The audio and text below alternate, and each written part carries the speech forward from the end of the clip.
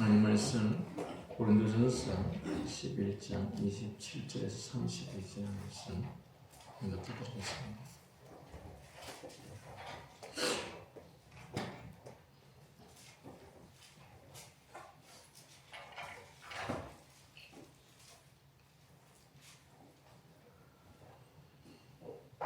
고린도전서 11장 27절에서 32절 봉독해드립니다.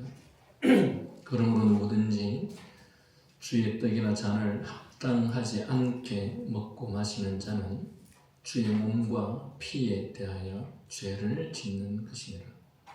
사람이 자기를 살피고 그 후에야 이 떡을 먹고 이 잔을 마실지니 주의 몸을 분별하지 못하고 먹고 마시는 자는 자기의 죄를 먹고 마시는 것이니라. 그러므로 너희 중에 약한 자와 병든 자가 많고 잠자는 자도 적지 아니하니 우리가 우리를 살폈으면 판단을 받지 아니하려니와 우리가 판단을 받는 것은 주께 징계를 받는 것이니 이는 우리로 세상과 함께 정죄함을 받지 않게 하려 하심이라. 아멘.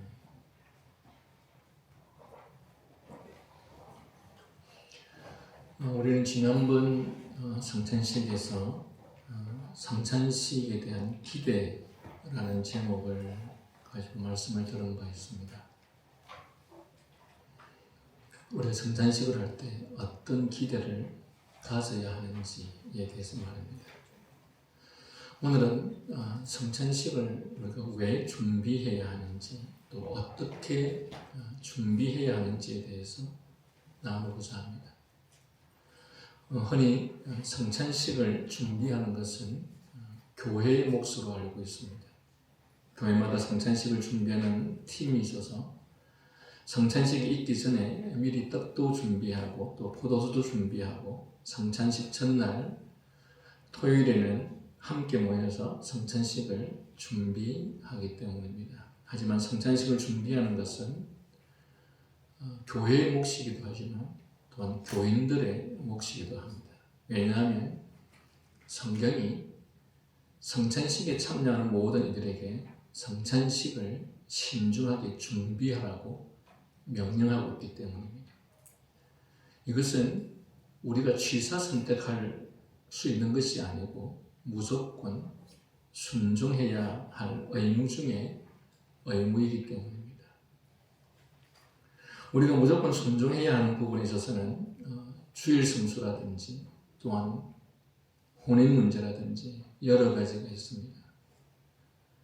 그런데 우리가 신앙생활을 사실상 5년 이상 또는 10년 또는 수십 년 한 사람이 아직도 이러한 문제를 가지고 갈등한다든지 또 이 문제가 해결되지 않았거나 그것을 해결할 수 없다면 그의 신앙은 정말이지 신앙이 아니거나 헛된 신앙일 수밖에 없을 것입니다. 이처럼 신앙에는 갈등하거나 번민해서는 안 될 필수적이거나 마땅한 것들이 있습니다. 그것 중 하나가 성찬식을 준비하는 것은 성도들에게 있어서 필수적이고 마땅한 문제라는 것입니다. 특별히 성찬의 문제는 주님께서 친히 직접 우리에게 명령하신 것이므로 이에 대한 책임과 의무와 순종의 문제는 매우 중요하고 엄격합니다.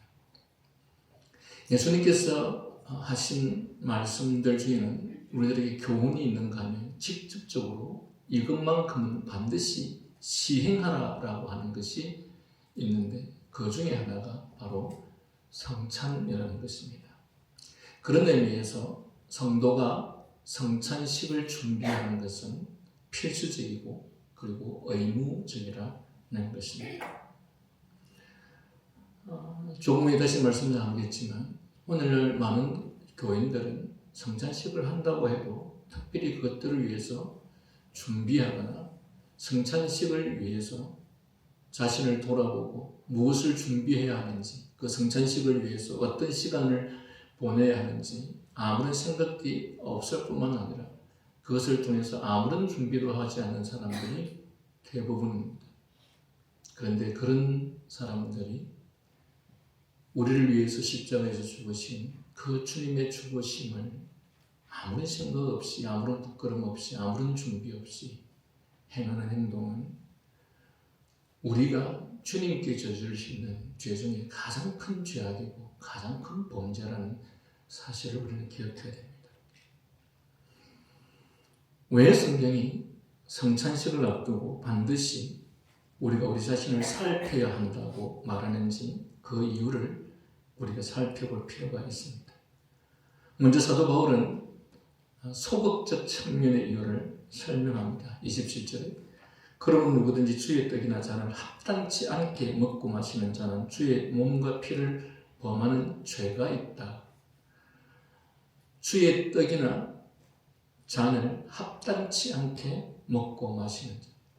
어떤 것이 주의 떡과 잔을 합당치 않게 먹고 마시는 것인가?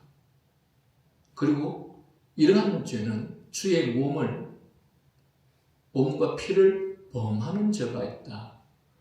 주의 몸과 피를 범하는 죄가 어떤 죄인가? 라는 생각을 해봐야 합니다. 그러니까 하나님께서 우리의 영혼에 신령한 음식을 먹여주는 이 성찬식에 참여하는 사람이 만일 주의 몸을 올바르게 분별치 못하고, 즉 우리가 주님의 살, 즉 떡을 왜 먹는지, 왜 먹어야 하는지, 이것이 의미하는 바가 무엇인지, 또한 우리가 어떠한 자세로 이 떡을 먹어야 하는지에 대해서 아무런 생각이 없는 사람이 주의 성찬에 참여할 때 하나님께서는 그런 백성들에게 어떤 징계를, 어떤 심판을 행하실지에 대해서 오늘 이 본문이 말씀하고 있습니다.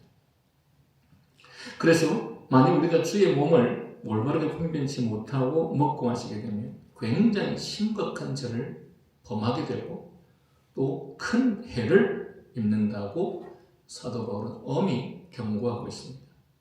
여기 주의 몸과 피를 범하는 죄가 있느니라 해서 주의 몸과 피를 범한다는 것은 주님의 죽으심을 모독하는 죄입니다.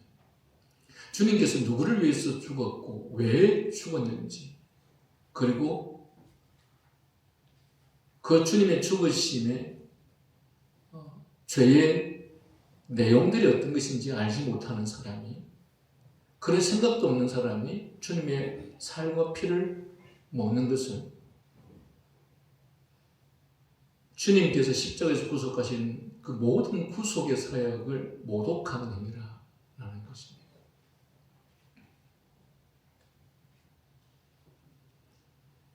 우리의 구원을 위하여 죽으신 예수 그리스도를 모독하는 것이, 이것이 얼마나 무서운 죄냐라는 것이죠. 29절을 보십시오. 이렇게 하는 것은 자기의 죄를 먹고 마시는 것이니라 라고 말하고 있는데, 이 말씀에서 자기의 죄를 먹고 마신다는 것은 세상에서 가장 더럽고 해로운 오물을 먹고 마신다는 것이나 같은 것입니다. 이 또한 얼마나 어리석고 해로운 일인지 모릅니다. 30절을 보십시오. 이러므로 그렇게 주님의 몸과 피를 먹고 마시는 것을 소홀히 한 사람들에게 어떤 결과가 오느냐 했었을 때, 이러므로 너희 중에는 약한 자와 병든 자가 많고 잠자는 자도 적지 아니하니. 즉 성찬식을 의미 없이, 생각 없이, 준비 없이, 가치 없이 한 사람들, 실제로 고린도 교회 안에 주님에게 행하시는 이 성찬식을 그렇게 함부로 했던 사람들 중에 약한 자들이 많이 생겼고, 그리고 병든 자들이 많이 생겼고, 그리고 심지어는 이 성찬을 함부로 행하는 것 때문에 죽은 사람들이 많이 발생했다라는 말씀을 지금 사도 바울이 하고 있습니다.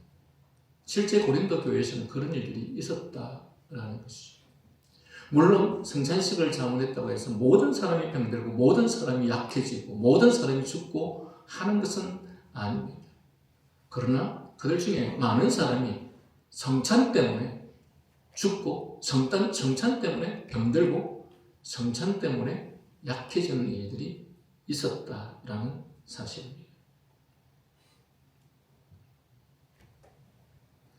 결국 성찬을 소홀히 여기거나 준비 없이 참여함으로써 그리스도의 십자가의 죽으심을 모독하고 경멸히 여기는 자에게는 무서운 하나님의 징계가 임했다는 것이 얼마나 두려운 일인지 모릅니다. 여러분은 성경이 말하는 이 하나님의 말씀을 가볍게 생각하십니까? 이 말씀은 과거 어떤 시대에 있었던 그냥 한순간의 얘기였습니까? 그래서 오늘 우리들에게는 아무런 적용도 되지 않고 아무런 상관도 없는 말입니까?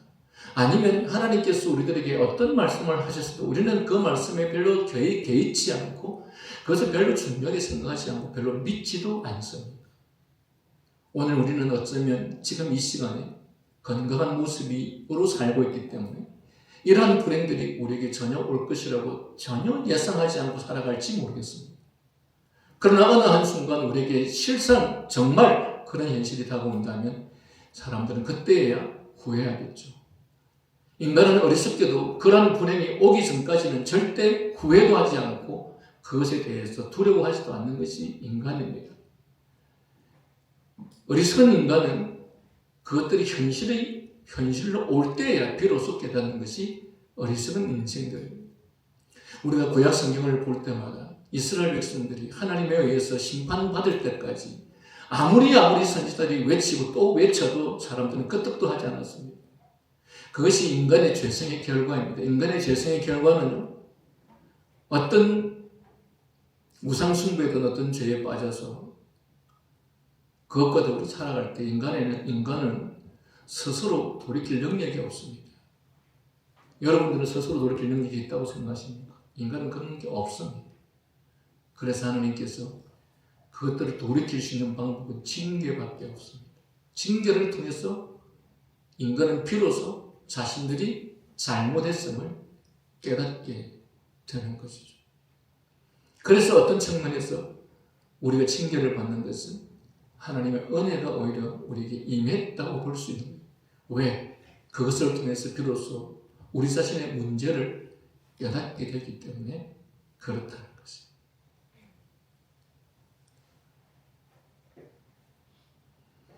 그렇기 때문에 이렇게 사도 바울을 통해서 성찬식을 준비하는 것과 또한 그 성찬식을 소홀히 했을 때 나타나는 이 현실적 결과를 통해서 이 문제를 주님께서 얼마나 중요하고 또한 심각하게 여기며 또한 이것이 제대로 되지 않았을 때 주어지는 결과가 어떤 것인지를 말해 주심으로써 우리 예수님께서는 성찬식을 매우 중요하게 여기신다는 말씀으로 여러분들이 기억할 수 있기를 바랍니다. 28절을 보십시오. 사람이 자기를 살피고 그 후에야 이 떡을 먹고 이 잔을 마실지니. 여기에 보면 이 말씀은 아무런 제한사항이 붙이지 않고 있는 말씀이 결코 아닙니다. 사도 바울은 아무 준비도 하지 않고 성찬에 참여하라고 결코 말하지 않습니다. 그는 성찬에 참여하는 사람은 반드시 뭘 해야 된다고 합니까? 자기를 살피고 그 후에야 이 떡을 먹고 이 잔을 마실지니라고 말합니다. 지금도 교회를 바르게 세워가는 화란개혁교회는 성찬을 행하기 전에 항상 목사는 성도들을 신방을 합니다. 이 사람이 과연 성찬에 참여할 수 있는 사람인지 아닌지, 그런 준비가 되어 있는 사람인지 아닌지 최소한 2-3주 전에 신방을 하고, 그리고 나서 거기에서 성찬에 참여할 수 있는지 없는지를 결정합니다. 결정한 후에 거기에서 성찬 참여를 허락받은 사람만이 성찬식에 참여할 수 있습니다. 그만큼 성찬이 너무도 중요하기 때문에 그렇게 한다는 것입니다. 그러나 오늘날 이 땅의 교회는 성찬식을 너무도 가볍게 여기고 있는 것이 대부분입니다. 그 이유는 오늘날 교인들이 이 성찬의 중요성에 대해서 배우지 않았기 때문에, 배운 바가 없기 때문에 그렇게 생각하는 것은 너무도 당연한 것이죠. 그래서 사도 바울은 이렇게 말하는 것이죠. 어느 때는 자기를 가끔 살피고 어느 때는 살피지 않아도 되는, 그래서 그 이후에야 이 떡을 먹고 이 잔을 마실지니라고 말하지 않습니다. 모든 사람이 성찬에 참여할 때마다 반드시 자기를 살피고 그리고 그 후에야 성찬에 참여해야 된다라고 말합니다.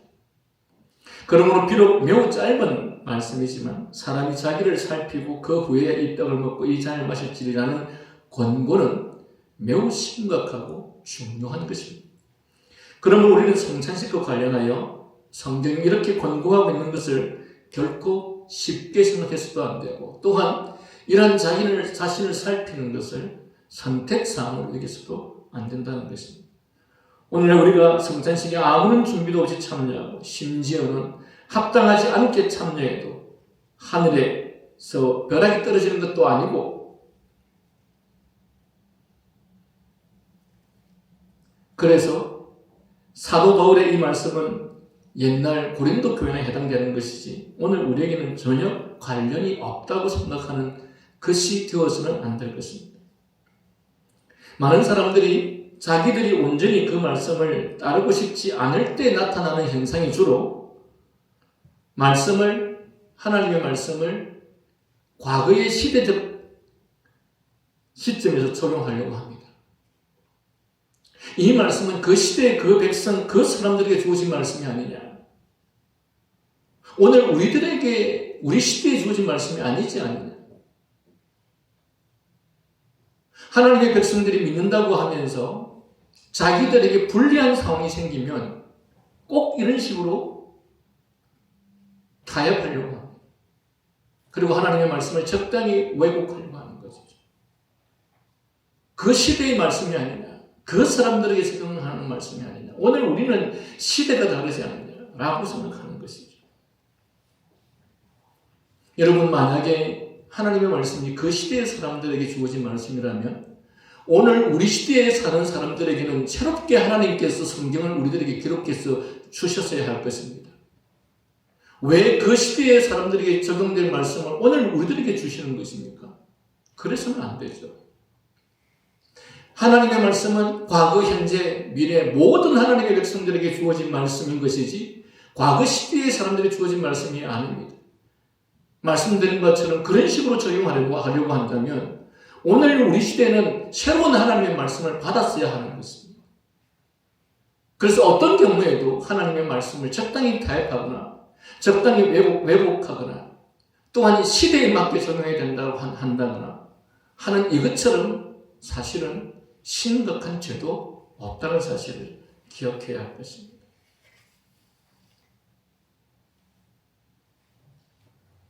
우리가 자주 하는 말씀이지만 하나님께서 시대가 변하고 달라질 것을 예측을 못하셔서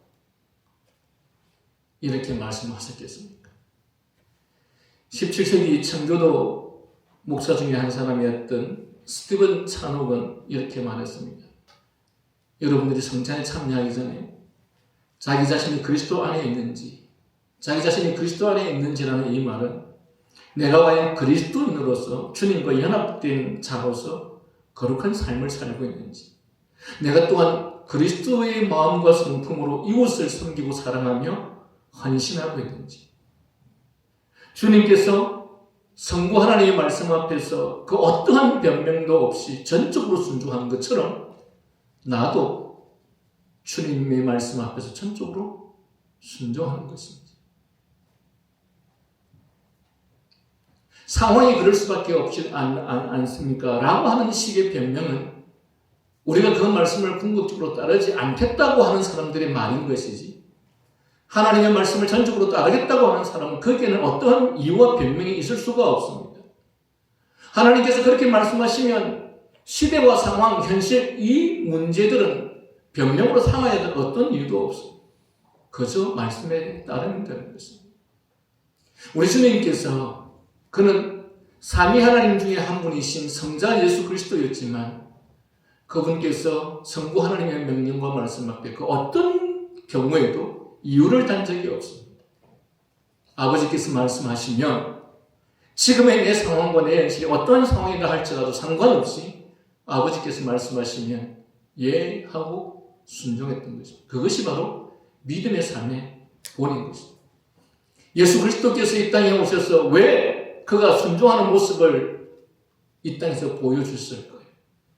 그것은 예수 그리스도를 따르는 사람들이 자신이 하나님 앞에서, 하나님의 명령 앞에서 어떠한 모습을 통해서 순종인지를 보여주는 것처럼 너희도 이와 같이 하나님의 명령과 말씀 앞에서 순종하는 삶을 살라라고 하는 그 모범을 우리들에게 보여주신 것입니다.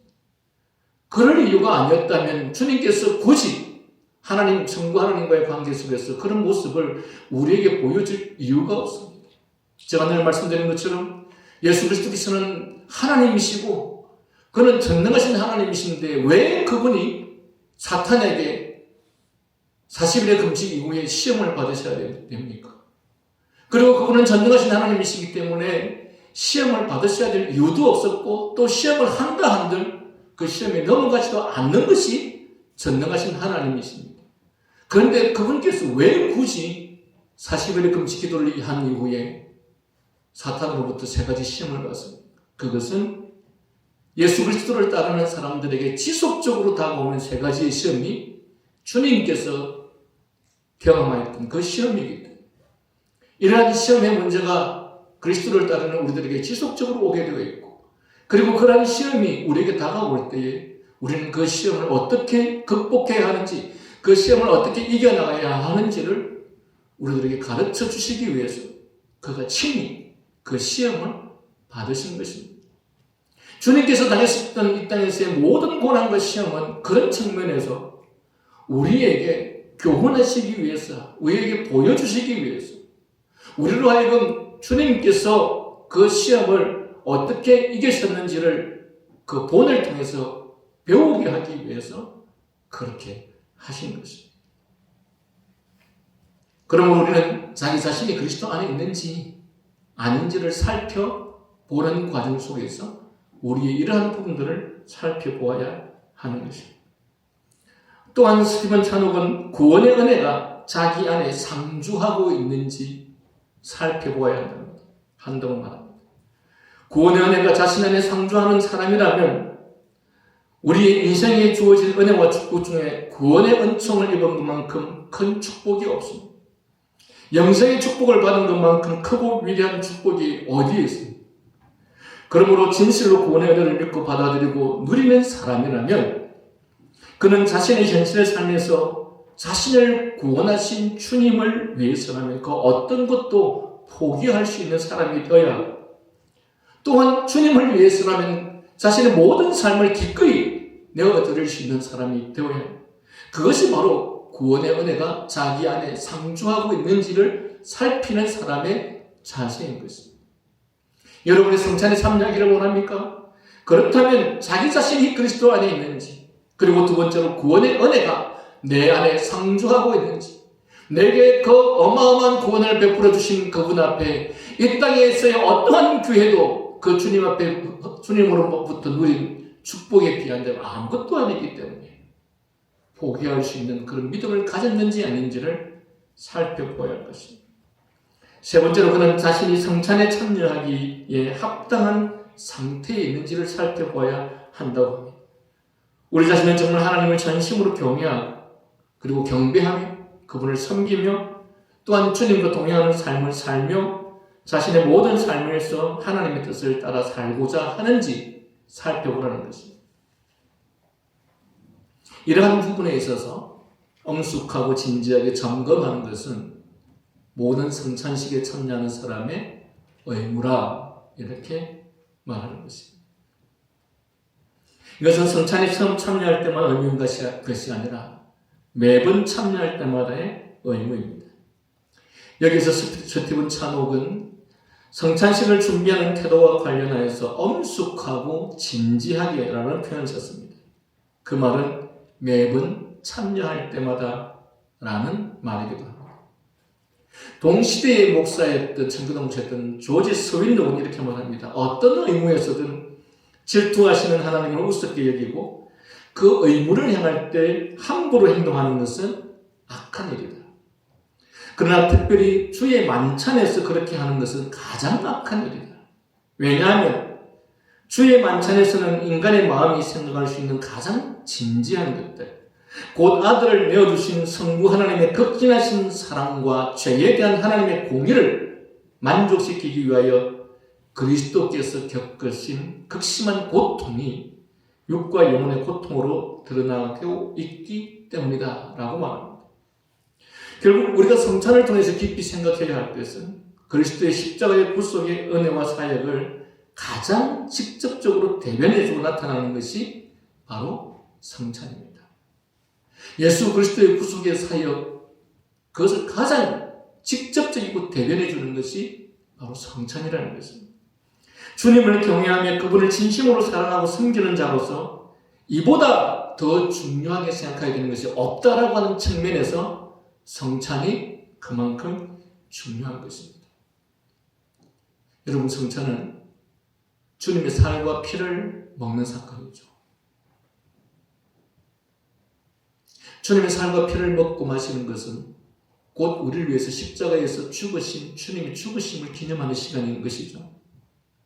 그렇다면 주님께서 우리를 구원해 주신 그 구원의 은혜를 설명하는 가운데 이보다 더 직접적이고 확실한 방법이 어디 있겠습니까? 그래서 우리는 이 성찬을 맞이할 때마다 주님께서 나를 위해서 십자가에서 베풀어 주신 그 구속의 은혜를 기억하면서 말로 다 할 수 없는 감사의 시간을 갖는다는 것입니다. 그래서 주님의 십자가의 구속의 은혜를 이보다 더 실감 있게 직접적으로 정확하게 경험할 수 있는 시간은 없기 때문에, 그래서 주님께서 직접 우리에게 지시하신 것 중에 하나가 성찬을 기념하라, 주의 죽으심을 기념하라라고 하는 것입니다. 우리는 지난번 성찬을 통해서 왜 그렇게 엄청난 역사와 능력이 나타나는가 하는 이유가 바로 성찬처럼 그리스도의 속죄 사역을 우리에게 분명하게 각인시켜 주는 것은 없기 때문에 그렇다는 것입니다.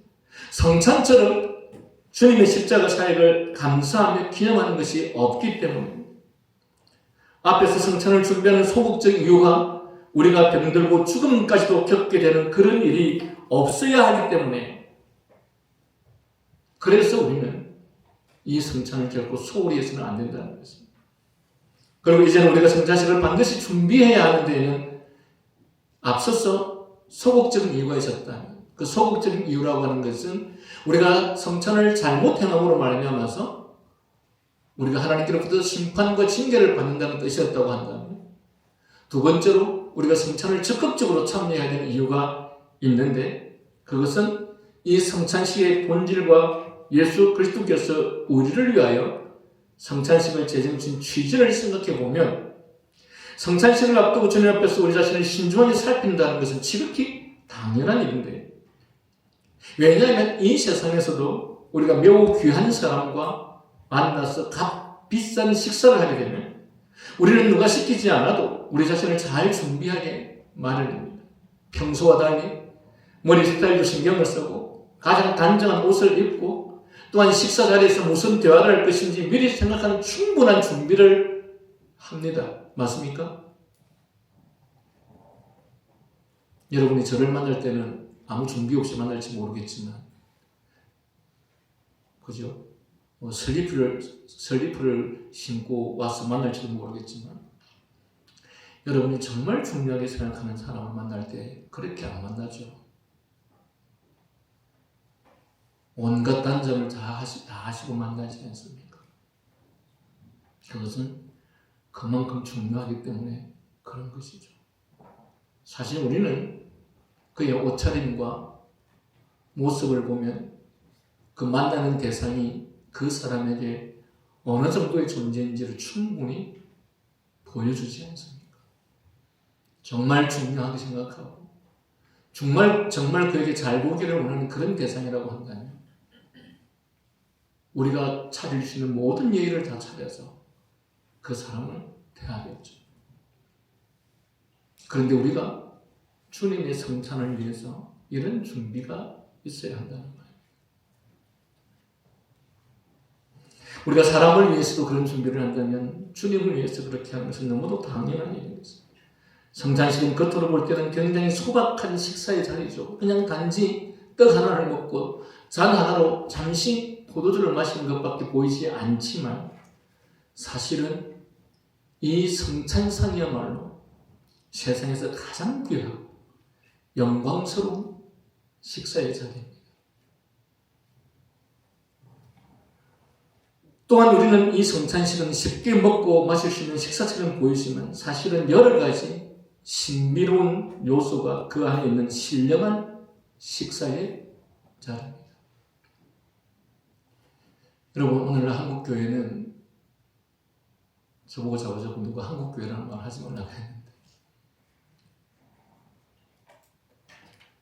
여러분, 우리가 성찬식을 행할 때 포도주와 떡을 먹고 마실 때 실제로 그것이 우리 안에 들어감으로써 신비로운 역사가 일어날 것이라는 기대를 하지 않습니다. 그러나 제가 지난번에 성찬식 때 설교했던 것처럼 우리가 실제로 성찬식을 행할 때 주님의 살과 피를 먹고 마시는 그 과정을 통해서 우리 안에 신비로운 역사가 일어나게 되는 것. 이것이 바로 영적 임재설이라는 말을 하는 것입니다. 그 성찬의 시간에 우리가 그리스도의 살과 피를 먹고 마시는 행위를 통해서 주님께서는 자신을 우리에게 모두 전부 주시겠다는 것입니다. 내 살을 먹고 내 피를 마시라는 그것은 나를 먹고 마시라. 이 말은 나의 모든 것을 너희에게 주겠다라고 하는 것입니다.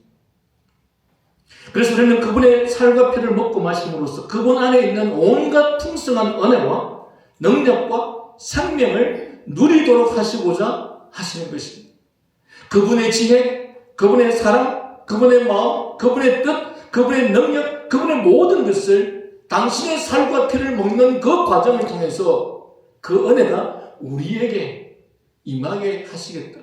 즉 그리스도와의 연합이 일어나게 하겠다라고 하는 것이 성찬식을 제정하신 이유입니다. 나의 생명, 나의 뜻, 나의 마음, 나의 사랑, 나의 지혜, 나의 인격, 그분 안에 있는 모든 풍성한 좋은 것들이 바로 나의 살과 피를 먹는 그 형식적 과정을 통해서 우리 안에 신비롭게 역사하시게 하겠다. 그래서 그 은혜를 우리에게 주시고자 하셔서 주님께서 우리들에게 성찬식을 행하라. 그래서 그 성찬식 때 나의 살과 피를 먹고 마시라 라고 말씀하시는 것입니다. 그래서 우리가 그분을 먹고 마심으로써 그분의 것이 곧 우리의 것이 되도록 우리에게 최고의 최상의 은혜를 베풀이는 주시는 수단으로 삼으시는 것이 바로 성찬입니다. 그런 이처럼 최상의 최고의 은혜와 축복을 얻고 누리기 위해서 바로 그 성찬식을 통해서 우리가 우리 자신을 잘 준비하는 일은 지극히 당연한 일이 아니겠습니까?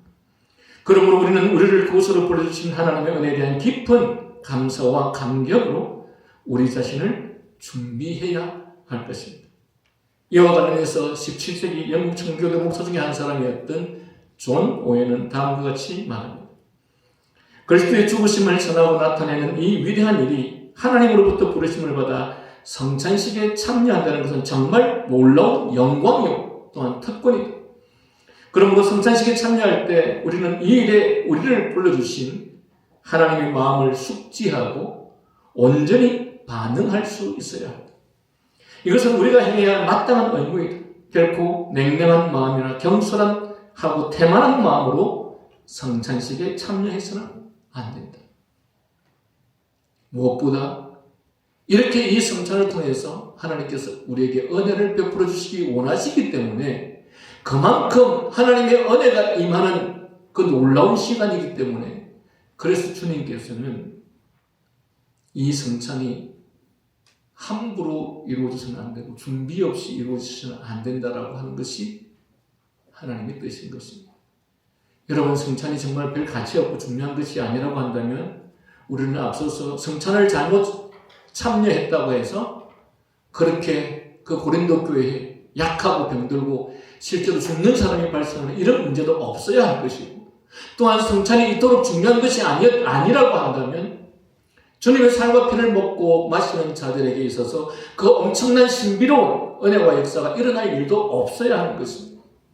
그러나 그만큼 주님께서는 당신의 은혜를 이 성찬을 통해서 그때로 형식적으로 이 떡과 피를 우리가 먹고 마셨을 때 우리 육체에 건강을 주지 않습니까?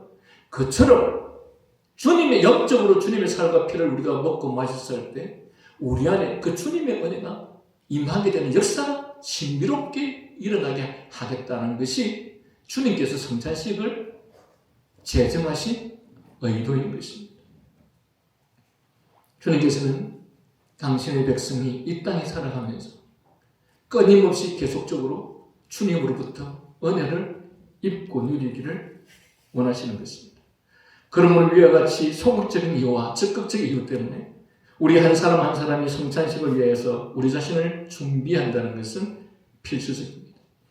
성찬식의 존귀함과 주님의 거룩하심을 생각하면서 우리는 경외하는 마음, 곧 두려워 떠는 마음으로 성찬식을 위해 우리 자신을 준비해야 될 것이고, 두 번째로 성찬식의 영광과 우리를 먹여주시는 주님의 은혜로우심을 생각하면서 우리는 기쁨과 감사로 성찬식을 위하여 우리 자신을 준비해야 할 것입니다. 제가 두 가지를 말씀드렸습니다. 성찬식의 존귀함과 주님의 거룩하심을 생각하면서 우리는 경외하는 마음과 두려워 떠는 마음으로 성찬을 준비하고, 그 다음에 성찬식의 영광과 우리를 먹여주시는 주님의 은혜로우심을 생각하면서 우리는 기쁨과 감사로 성찬식을 준비해야 할 것입니다. 여러분, 제가 17세기에 청교도 목사님들의 이 글들을 몇 분을 제가 조금 전에 소개해 드렸습니다. 여러분, 여기서 잠깐 우리의 주제를 벗어나서, 여러분, 17세기에는 왜 이렇게 훌륭한 믿음의 사람들이 많았을까요?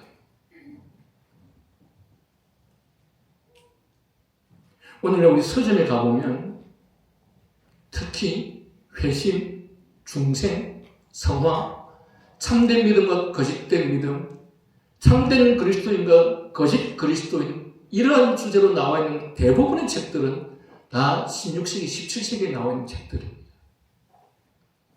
다시 말하면 그 시대에는 그렇게 많은 설교들이 그와 같은 참된 믿음과 거짓된 믿음, 회심, 성화, 중생에 대해서 그렇게 많은 설교들이 그 시대에 전해졌습니다. 그러나 여러분, 반면에 오늘 우리 시대에는 이런 설교는 거의 전해지지 않습니다. 우리가 여기서 무엇을 배울 수 있을까요? 첫 번째로 17세기, 16세기 그렇게 많은 믿음의 사람들이 있었던 것은 하나님의 주권적 부흥의 역사로 인해서 하나님의 사람들이 쓰임을 받게 되었고요. 즉 하나님께서 하나님의 교회를, 종교개혁 이후에 교회를 바로 세우기 위해서, 하나님의 교회를 새롭게 하시기 위해서 이렇게 신실한 믿음의 사람들을 세웠습니다. 그리고 두 번째로 이러한 성령의 주권적 역사로 인해서 그 당시에 가장 훌륭한, 그 어느 시대에도 있지 않은 신앙 고백과 교리문답 등 훌륭한 신앙의 교리들이 가장 많이 등장했습니다.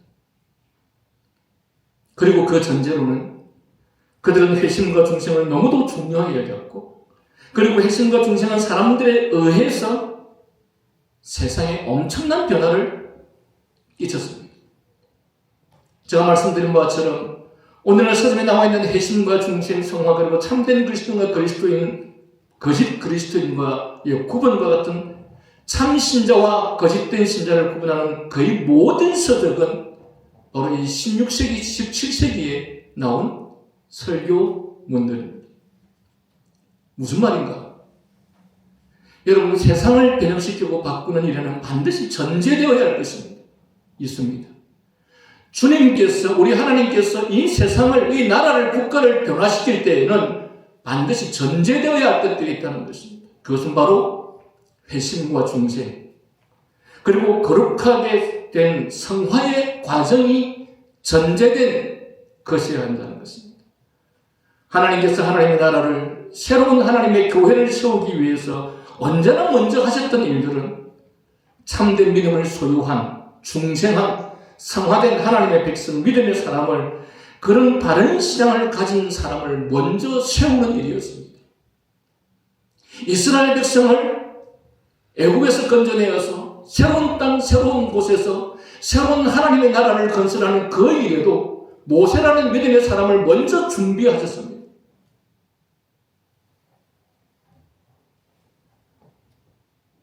다윗도 마찬가지죠.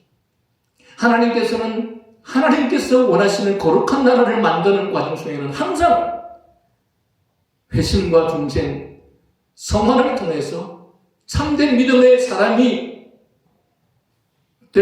즉 그 사람들을 먼저 훈련시키고 만드신 이후에 그들을 통해서 하나님의 나라를, 거룩한 나라를 세워간다는 사실입니다. 그런데 오늘날 회심이, 중생이, 성화가 무엇인지도 모르고 그런 은혜를 입지도 않았고 그리스도의 생명의 연합과 거룩한 능력을 부여받지도 않은 자들이 세상을 바꾸고 변혁시키겠다고 떠들고 있습니다. 자신들의 삶에서 중생한, 회심한, 성화된 그리아의 거룩한 삶으로 변화되지 않은 자들이, 아니 그것들이 무엇인지도 모르는 자들이, 그런 사람들이 이루는 세상이 어떤 것인지도 모르는, 그리고 세상의 주인이시며 참으로 세상을 바꾸실 수 있는 그분을 전심으로 경배하고 그분을 전심으로 참되게 예배하지도 않는 자들이 세상을 거룩하게, 세상을 의롭게, 세상을 하나님의 나라로 만들겠다고 그렇게 떠들고 있습니다. 그런데 여러분, 그런 자들에 의해서 그런 변화된 세상은 절대 오지 않습니다. 왜냐하면 만약 그런 자들이 전적으로 하나님을 의지하고 철저하게 자신을 인식한 겸손한 사람이 아니라고 한다면, 그러한 사람은 어김없이 무엇인가에 대한 업적을 남긴다면 그들은 모든 것을 자신의 능력으로, 자신의 업적으로 여길 것이고 거기에는 하나님의 영광 따위는 아무것도 없을 것입니다. 말씀드린 바와 같이 하나님께서는 세상을 변화시킬 때는 먼저 하나님의 사람들을 불러서 그들을 회심과 중생과 성화를 통해서 먼저 거룩하게 하시고, 그래서 하나님의 나라가 무엇인지, 하나님께서 다스리는 나라가 어떤 나라인지 먼저 경험하고 아는 그런 자들을 통해서 세상을 하나님의 나라로 변화시켜 나간다는 것입니다. 그래서 이 16세기, 17세기 시대에 그렇게 훌륭한 믿음의 사람들과 거룩한 세상을 만드는 역사가 많이 일어났던 것입니다. 이 시대의 사람들을 통해서 실제로 그 당시의 나라들 안에 이 종교개혁을 통해서 얼마나 나라들이 많이 변화되고 그 시대의 사람들의 삶이 변화되었는지 모릅니다. 역사적으로 회심과 중생과 성화 같은 설교가 가장 많이 성행했던 시대가 바로 그런 시대였던 것이죠. 그런데 오늘날 우리의 주위를 살펴보십시오. 오늘날 진정으로 여기 창조 시대에 일어났던 중생과 회심과 성화 같은 것들이 오늘 우리 시대에 얼마나 있습니까? 사실 이론적으로 변화와 공의로운 사회를 부르시는 사람들 중에 회심한 사람, 중생한 사람, 거룩한 마음을 가진 사람들은 거의 없습니다. 어쩌면 오늘날 이 세상을 이끌고자 하는 지도자들에게서 이런 모습을 찾기라는 것은 하늘의 별따기인 것 같습니다.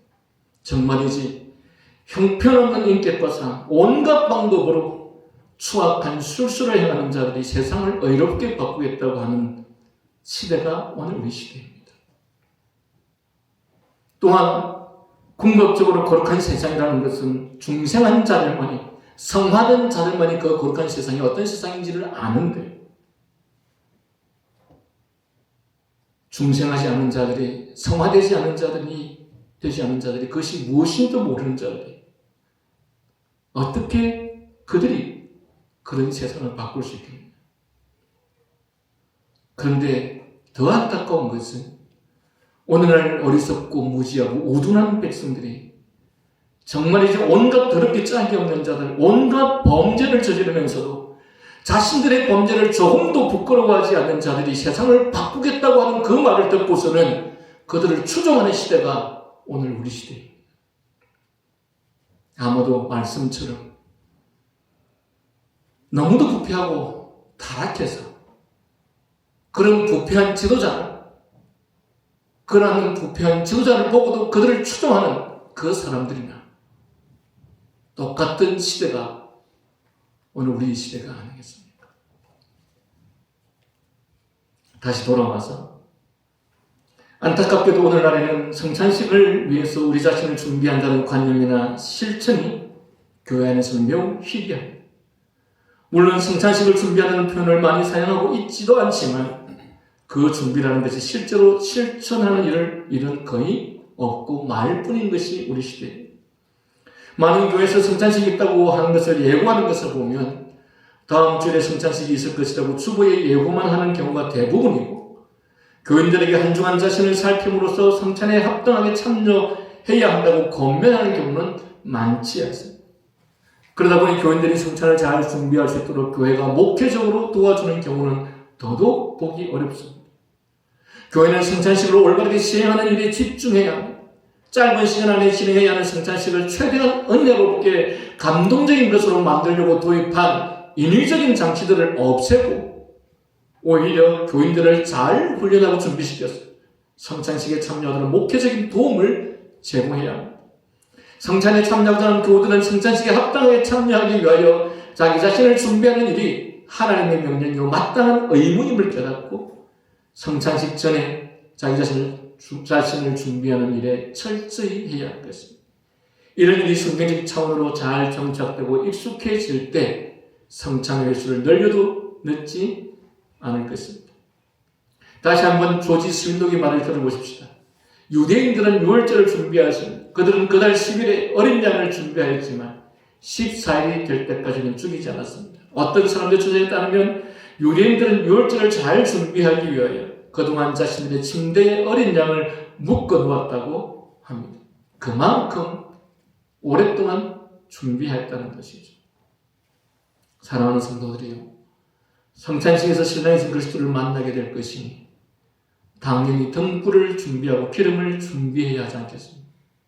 사무엘은 베들레헴 주민들에게 이렇게 말했습니다. 스스로 성결케 하고 나와서 그리고 나와 함께 제사하자. 제사가 먼저가 우선이 아니라 주님 앞에 성결케 하고 나오는 것이 더 우선이라는 것입니다. 그러므로 우리도 성결케 하고 나가서 성찬에 참여하십시다. 우리는 만왕의 왕이신 하나님을 배우러 나갔는데 어찌 우리 자신을 준비하지 않고 거룩한 옷으로 단장하지 않겠습니까? 존 오웬은 성찬을 준비하는 내용을 설명 후에 마지막으로 이렇게 말했습니다. 혹시 여러분은 성찬이라는 귀한 특권을 누리면서도 지금까지 말씀드린 구체적인 준비나 이와 비슷한 준비를 하는데 실패를 반복해 오지 않았습니까? 하나님의 끝없는 오래 참으심을 인하여 감사하십시오. 그동안 하나님은 여러분들을 오랫동안 참아주셨습니다. 그러나 만일 지금까지는 성찬을 합당하게 준비하지 않고 막 참여하였더라도 이제는 성찬을 합당하게 준비한 후에 참여하는 것이 유익하겠다고 확신하게 되었다면 지금부터는 정말 성실하게 성찬을 준비하십시오. 하나님께서 주신 이 가르침마저도 내팽개쳐 버리는 사람이 없기를 바랍니다. 여러분, 오늘은 우리가 성찬식을 향하는 날입니다. 여러분, 성찬식을 행하기 위해서 얼마만큼 준비가 되었습니까? 어떤 마음으로 성찬에 참여할 것입니까? 주님께서 이 성찬식을 통해서 우리에게 어떤 은혜를 주시기를 바라기 전에 먼저 우리는 이 성찬을 위해서 어떤 준비를 하였습니까? 이 사실을 기억하면서 우리가 성찬에 참여할 수 있기를 바랍니다. 기도하겠습니다.